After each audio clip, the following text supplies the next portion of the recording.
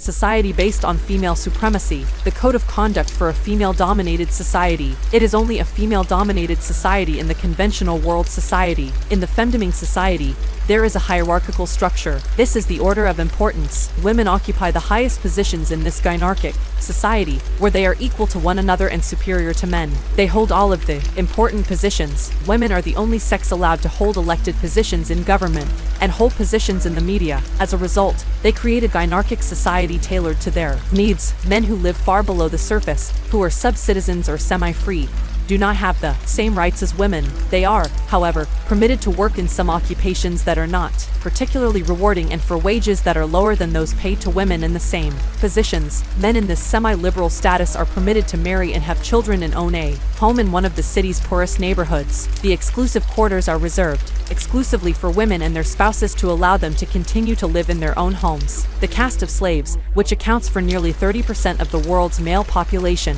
is even lower than that of free people. Domestic and sexual slavery have gained more democratic status in recent years, particularly in wealthy countries in Europe and Asia, especially in the United States. At least one slave is owned by 2/3 of the women in the population. They are considered inferior to humans and animals in terms of legal standing, and they are treated as objects. The function of submissive slaves: they play a variety of roles, including objects of sexual pleasure, butlers, simple house furniture, deflowering, living pots to chamber, pets, and frames, among others. The following are the various methods of becoming a gynarchic slave.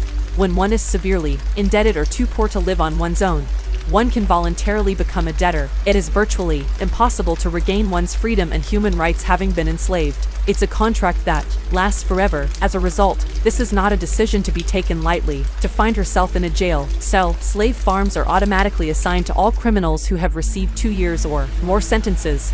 The birth of a father who is a slave: as soon as the child is born, they are transformed into a slave. He can be raised by the mistress of his father, who later adopts him and makes him his own slave, or by his own mother. It can also be sold to a slave farm, where it will be trained during childhood and adolescence. Formation of slaves who are submissive to their masters: the formation of a slave takes 3 years, after which the slave is sold to a woman who will legally claim her as her own property. The following is the schedule for the training. During the first year, humiliation is used to teach. For the first time this year, the slaves are confined to highly uncomfortable individual cells, which are essentially austere 2 by 3 meter cages, without windows, in which the slave sleeps barefoot on the ground. This year, the trainer's primary responsibility will be to dehumanize the slave and psychologically break him. They will make him forget that he is a human being for him to create one object. The slave will be subjected to constant humiliation and violence to achieve this. During the night, the trainers will wake him up at random hours so that he can lick the intimate parts of his body,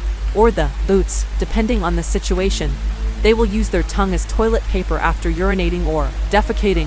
The slave will even perform the function of a living chamber pot regularly. In his wide-open mouths, the trainers can relieve themselves and empty themselves of any waste products. To achieve this, the gynarchic trainers will penetrate the slave several times per day, with the help of belts that contain artificial penises. They may do so in extremely harsh conditions, where they will not be permitted to make any sound or move. Unjustified slapping and beating will be inflicted on the slave. This plant can also be tramped on by its trainers, led around by their leashes, or used as a living chair during their meals at any point during the year. Sessions of punishment for slaves who have been subjected: the slave will be devoid of a name and identified solely by a numerical identification code. The trainers will refer to him as dog, thing, sub-being, object, or mop on several occasions each week, on different days each time to avoid psychological preparation.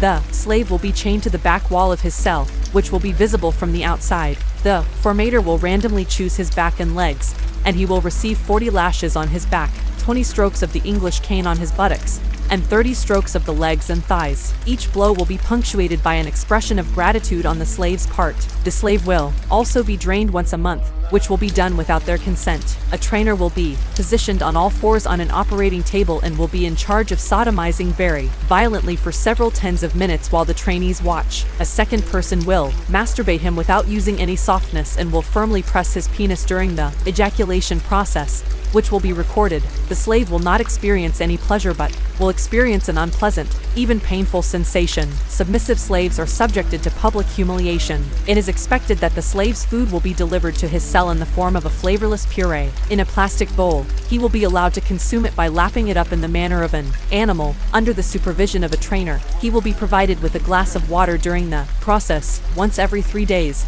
a cold shower will be provided, but it may be cancelled if deemed a punishment. Each day's first few hours will be devoted to strenuous physical exercises and an intense sports session overseen by a team of several trainers. All of the slaves will be gathered in a gymnasium to participate during this session. The meeting is scheduled to last 3 hours. That 1 hour will be the only time during the day when the slave will be allowed to leave his cell. The slave will be deprived of all leisure activities such as listening to music, reading, thinking, etc. Slave trainees are in their second year of training.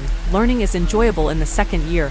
Obviously, pleasure does not refer to the slave's enjoyment but rather to the enjoyment of his future owner. The slave will be released from his cell and placed in a shared dormitory where he will be reunited with the other 10 slaves after the first year has ended. An 8 by 10-foot room with excellent and uncomfortable straw pallets stacked on the floor and latrines in one of the corners will serve as the dormitory. The absence of a window will occur once more. During this year, the slave will be modeled and trained to become an object of sexual pleasure after being broken and stripped of its human identity. A strident ringing will awaken all of the slaves at 5 o'clock in the morning, which will be the pattern for the rest of the day. They will all be required to leave their mattresses to form a line outside the cell door. To be considered, the slaves will have to be kneeling with their hands in their backs, naked, silent, and with an erect penis. To avoid being discovered by gynarchic trainers, they will have to maintain their current position. They will appear at random times and without prior notice to the slaves between 5 and 8 o'clock.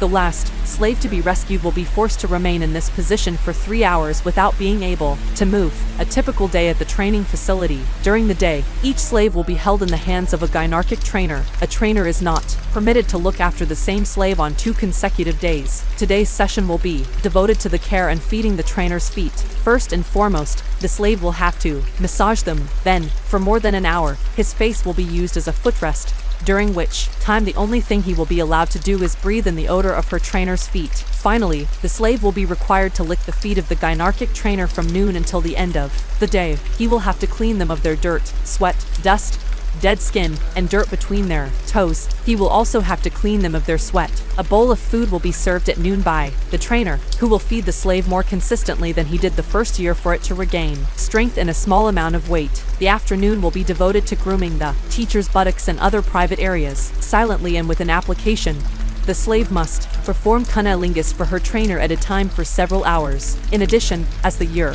progresses, the trainer will place her slave in increasingly complex situations. He will be required to perform his cunnilingus flawlessly and without interruption. She may, for example, whip him while also asking another trainer to sodomize him at the same time during this period. Sunday, spend the day with a personal trainer. After dinner, the slave devotes herself to massaging and licking the anus of her master, removing any dirt that may have accumulated there during the day. The slave will be escorted back to his dormitory at the end of the day in the evening. This time, the slaves will eat together in a communal setting without the supervision of their masters. At 22 o'clock, a curfew will be declared. 1 day a week, on a Sunday, the slave will be cared for by a particular trainer in preparation for a special occasion. This time, he will be taught to use his penis as an object of pleasure. He will be required to penetrate his gynarchic trainer through the oral, vaginal, and anal routes. His future mistress's fantasies will be satisfied to the best of his ability in various positions of the Kama Sutra,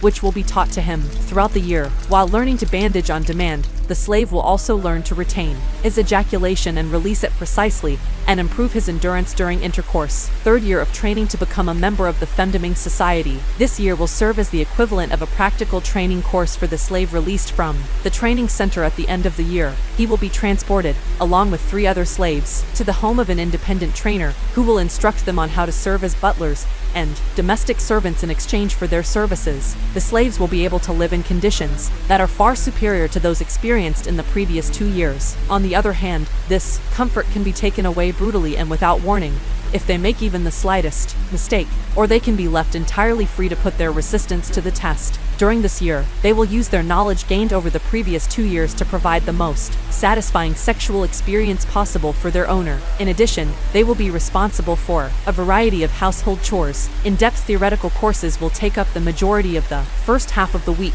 including Monday, Tuesday, and Wednesday. The slaves will learn to speak clearly, stand correctly, Set the table by placing the cutlery according to precise rules. Clean, wash dishes, cook, scour toilets, sew, and amuse their mistress by singing and dancing. At the table, training in a dominatrix is a practical experience. The second half of the week, which will include Thursday, Friday, and Saturday, will be devoted to putting the courses into practice in real-world situations while working for their temporary employer. The slaves will be instructed to work alone to improve individually. Still, they will also be instructed to work as a team to complete specific complex tasks. Finally, on Sunday, a trainer from the training center will visit the slaves who are currently in the facility. Every week, it will compile a list of their abilities, and their abilities will be reviewed by them. She will either be rewarded or punished severely based on the week's tests and interviews. During their training,